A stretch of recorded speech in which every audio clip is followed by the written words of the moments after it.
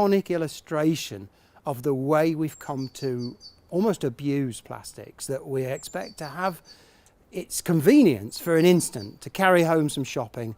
The goods in those carrier bags are already pretty well packaged.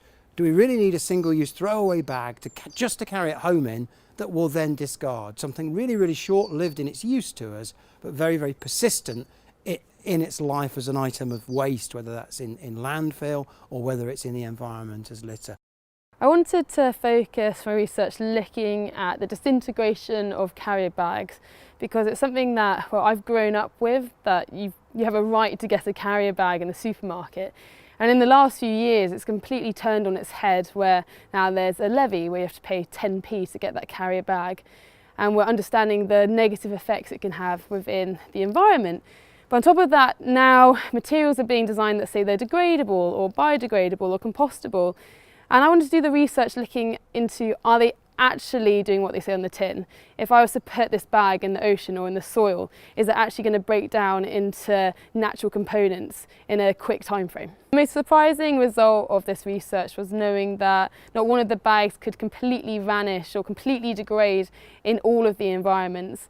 And particularly in the soil and the marine environment, some of the bags could still hold a full bag of shopping. So a full bag of shopping that we typically expect to get on a day-to-day basis. I hope that this research can teach people like you and me to have a look at the label and think, is this doing what it says it will do? Is it actually biodegradable? Is it compostable? And it really opens our eyes that some things can be labelled in a way that we just need to take greater care of understanding. I think we need clearer policy and international standards to define what we mean when we say something is biodegradable. And the key thing there is, in what environmental setting? Are we talking about it biodegrading in an industrial composting facility at 50 to 60 degrees Celsius, at specific conditions of pH and humidity and oxygen availability? Or are we talking about something biodegrading in the natural environment, in the sea, in the river, in a soil? Because they're very, very different conditions. And what the research we've just completed shows is that for the materials we examine, the plastic bags we examine, they simply weren't reliably degrading at any meaningful timescale in the natural environment. All of my lifetime, I've been conditioned to expect to have a free single-use carrier bag available at the instant I want it, at the checkout. I can take it, I can have it for an instant to carry my shopping home, and I can discard it without a care. Now we need to reverse those behaviours, and I think the tax on single-use carrier bags is a great step in the right direction. Unfortunately, I think on the wider issue of plastics, it's going to take some generations to decouple our addiction with single-use plastics.